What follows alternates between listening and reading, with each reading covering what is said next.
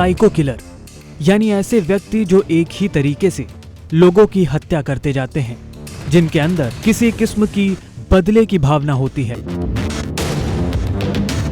बिहार के बेगूसराय में भी एक ऐसे ही साइको किलर ने बड़ी वारदात को अंजाम दिया है। सीसीटीवी में कैद इस साइको किलर ने बेगूसराय में 10 लोगों पर गोली चलाई, जिनमें से एक की मौत हो गई तो 9 लोग अभी भी जिंदगी और मौत के बीच जंग लड़ रहे हैं। आखिर किसी की जान लेने का ये कैसा जुनून है? आखिर क्यों बेवजह कोई किसी की जान लेने पर आमादा हो जाता है?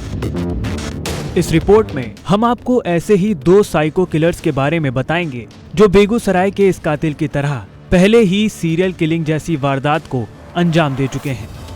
पहला नाम अविनाश श्रीवास्तव। दरअसल अविनाश श्रीवास्तव बिहार में एमएलसी रहे ललन श्रीवास्तव का बेटा है, जिनकी साल 2002 में गोली मारकर हत्या कर दी गई थी। जानकारी के मुताबिक उस वक्त अविनाश एक आईटी कंपनी में काम करता था, लेकिन पिता की हत्या का बदला लेने के लिए उसने हथियार उठा लिए और साल 2003 में उसने अपने पिता के हत्यारोपी को 32 गोलियां मारकर मौत के घाट उतार दिया।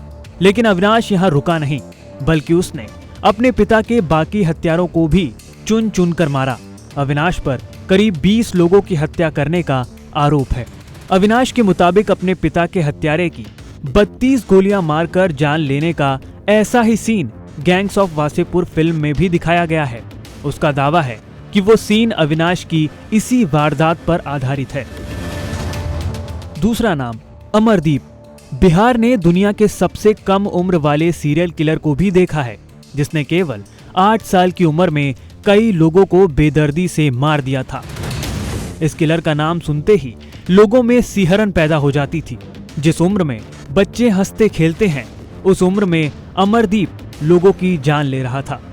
बिहार के इस मिनी सीरियल किलर की कहानी शुरू होती है साल 2007 में, जब बेगूसराय के छोटे से गांव मुसहरी में एक के बाद एक 2 मासूमों की हत्या हो गई।